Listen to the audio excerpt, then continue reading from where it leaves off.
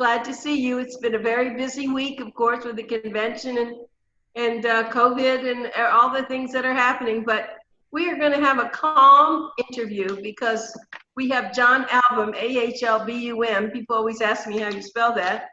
We're going to interview him, but of course, he's in a relaxed place up on the Cape, right, John? Mm-hmm. You're still there, right? Actually, on Martha's Vineyard. Martha's Vineyard. What's the difference in the Cape and Martha's Vineyard? What's that? What, is a difference in location? Well, there's a 7-mile gap. Ah. So take a ferry across. Oh, I see. You do. Mm-hmm. Okay, so Martha's Vineyard. Are there vineyards there actually? There used to be. Oh, and there was a Martha there? That's what the story is. It's okay. Okay. Well, I've been on Cape Cod, but I don't think I've been to Martha's Vineyard, actually. Have you? That's all right. So we'll just let that go, but I know you're having a good time, but you're working too. That's the nice thing that nowadays you escape there. And are they having any problems with COVID there? They've had some, but not a lot. They've got set up almost like a drive-through test, and they do testing at the hospital too. So. But there are not a lot of people there that they usually come during the summer, are there? There's a lot of people here, and August has really been swarmed with people. Is that right? They don't. Are they distancing and are they wearing masks? They're wearing masks. Most of the towns have required masks in the downtown areas now. Or I think all the towns have. But are people into the restaurants, sitting together and all that? What they did is the town fathers up here are called selectmen. And all the different town selectmen got together and decided that they should make it kind of like a European situation. So they blocked off some parking area in front of restaurants that asked for it and put tables out on the street and on the sidewalk. They do have, most of them are really getting proficient at takeout so that they can have all the, bags ready when you walk into a special area and pick them up and you're done, you leave. And but there are a lot of people dining on the street or the sidewalk or whatever you want to say, and it's working out very well. Okay, so all right, but you're being careful, aren't you? Say again? You're being careful. Yeah, trying to be. Trying to be. Okay, well, let's get into some business here because it's a very, very important time. We're getting close now where people are going to have to make decisions about insurance.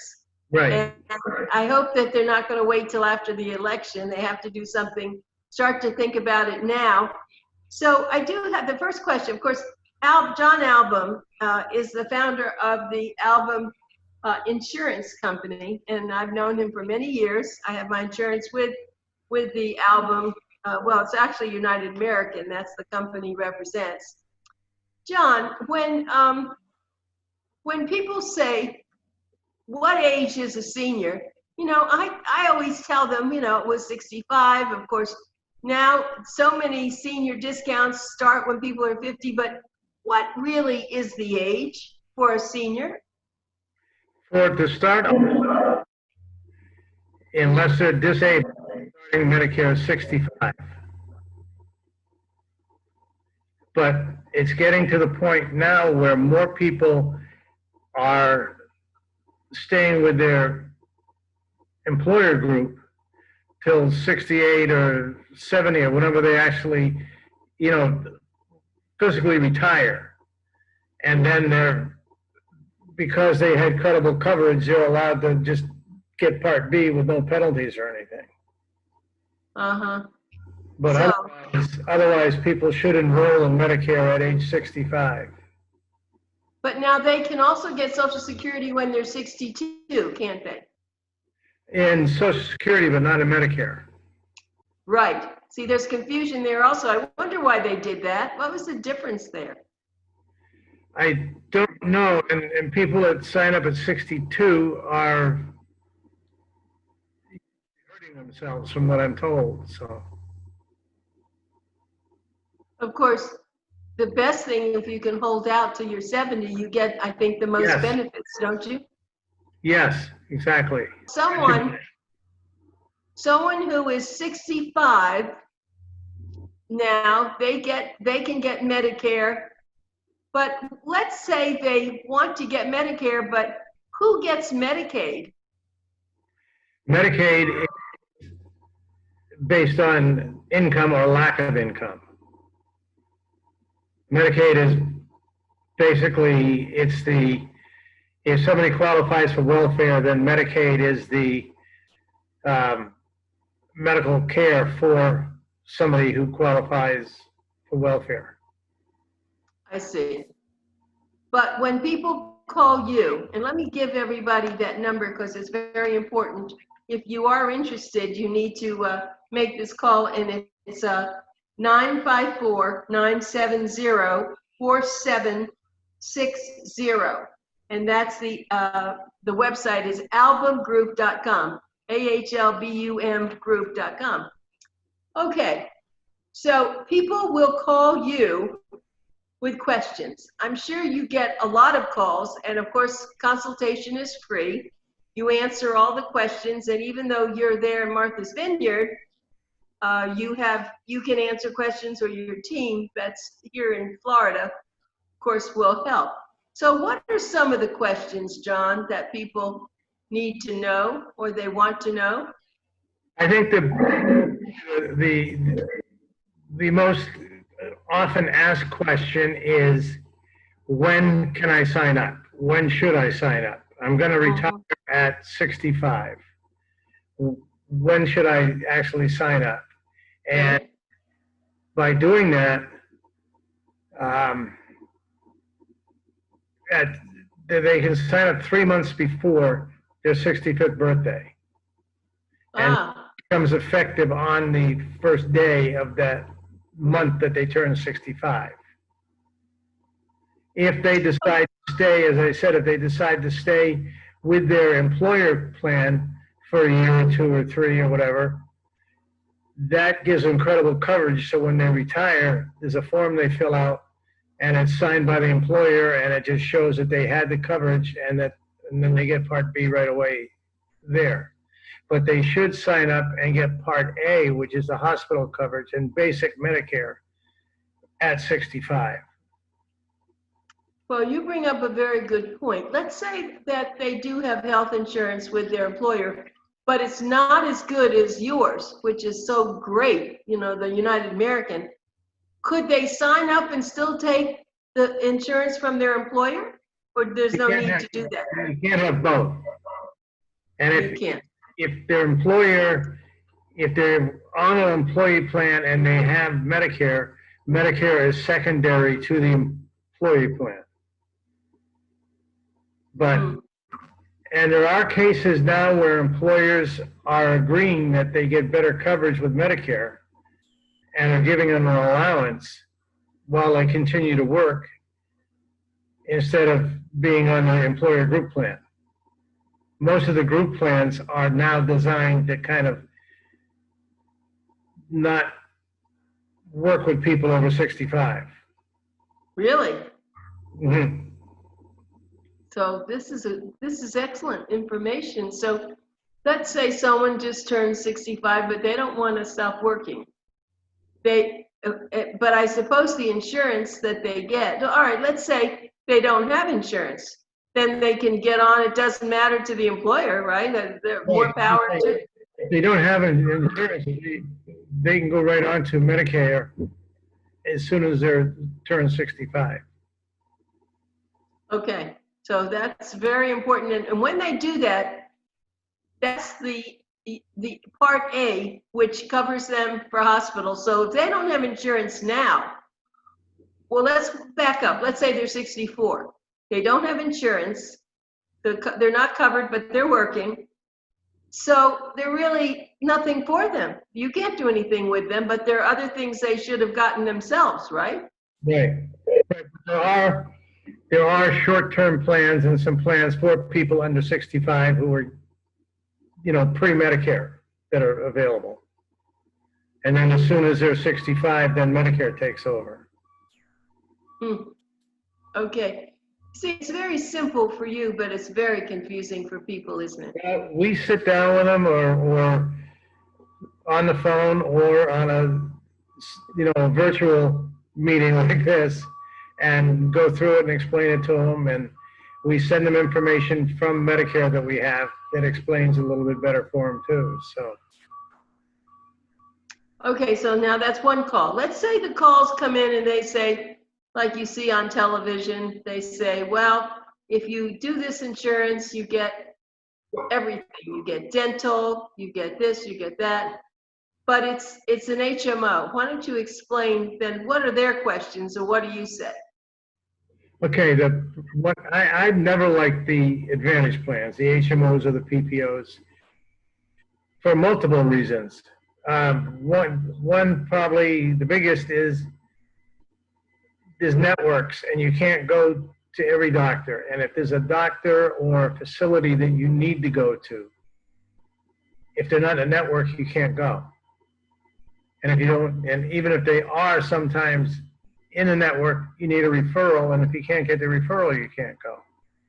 Whereas with traditional Medicare and a supplement, you can go to any doctor or any hospital anywhere in the United States and virtually anywhere in the world if you needed to. The other thing is all of these things that they talk about, the Joe Namath and the other ones on TV that promise a world, don't tell you that, there are limits, who you can see, what you can do. And if they talk about a dental plan, well, there's not a lot of dentists in the dental plans. And if they talk about a vision plan, usually it's just a discount, things like that. They sell a big story on TV, but the truth of the matter is that it's to me, it's second rate. So when it comes down to it, if people cannot afford anything but what they get from the government, they get, of course, on Medicare, they're going to get the hospital, and they don't pay for that. Right. But then they have to make a decision as to what else they're going to take, right? So it's either, I don't know what the other plans are because I've, of course, been with United American, but they have to take something, and then if they have a certain problem, certain health problem, and there's only one doctor in their area that does it and it's not covered, I guess they have to pay for it out of their pocket. That could be. And what scares me the most is that the major cancer hospitals, Sloan Kettering and MD Anderson and all the others, most do not accept the HMOs or the PPOs. So if God forbid somebody was diagnosed with serious cancer, they're much better off having traditional Medicare because then they can go to any of these hospitals and get treated. Isn't that interesting? And is that because it's too expensive for the HMOs to have to pay for that in what they do? I think so. Mm-hmm. So United American's been around a long time. The money that we pay, in addition to, I'm on Medicare, but I pay, it's called a supplement. So how does that benefit United American? Do they take the money from Medicare to help defray all the costs? No, what the premiums that you pay actually are, they're added to the, it goes in the bank, I guess, or invested.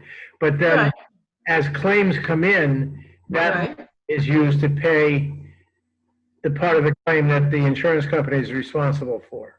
Right, that's what I meant. So, Generally, Medicare pays 80% of, say, a doctor's bill. United pays the other 20%. If you're admitted to the hospital, there's a $1,400 deductible. Medicare doesn't cover that. United American covers that. well, I always tell the story that my husband, my wonderful husband, Bill, had 2 knee operations, 3 he has 2 hips, and then one had a problem and he had to have it revisioned and redone. And we never paid anything out of pocket. I still can't believe that, because it was, you could imagine how much money all that came up to. So you're telling me that even though we paid our premiums, United American paid those bills? Yes. Well, Medicare paid part of it. Yeah. And American paid the balance. Big balance. Yes, can be.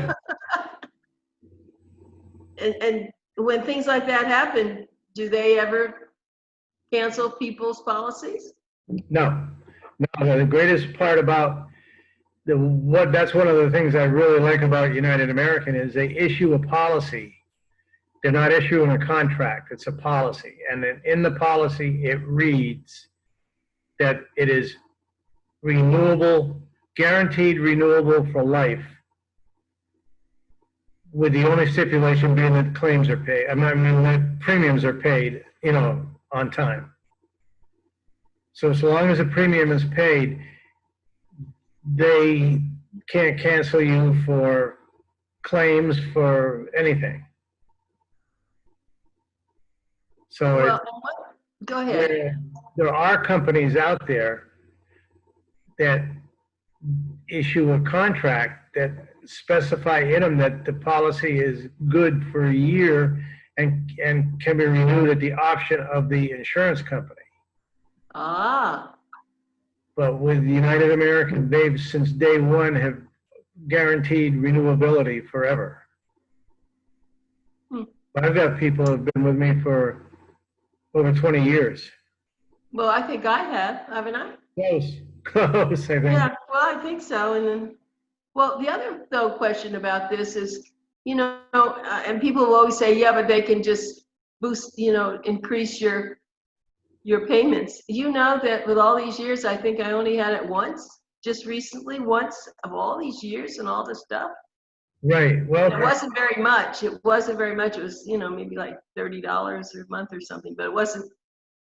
So I guess it works this way. So a lot of people haven't used they have United American payment, insurance. And then there are people who need it a lot and some people who don't. So I guess it evens out, doesn't it? And that's how you all can stay afloat. It does. And the fact that they try to keep home office expense low. They're not like, you don't get probably 5 pieces of mail from United American a month like you do from one that starts with an A. Oh, no. And yeah. They keep their expense down. You don't see some expensive spokesman on TV touting a couple of freebie things. So that's another way they keep their expenses down. So by doing that, it reflects back toward the policyholder and keeps the premiums, as low as possible. Mm-hmm. That was very good. Now, let's say someone wants to work for United American. What do we have a lot of retirees who were in the insurance business and now they want to go back. What do you advise them to do? Should they call you and you could help them, or what should they do? Well, actually, yeah, everybody is an independent agent. So, but if somebody does want to get licensed, I'll show them or explain what they have to do to get their insurance license if they don't already have one. Once they have that, then we'll help them get appointed with United American and then do the initial training and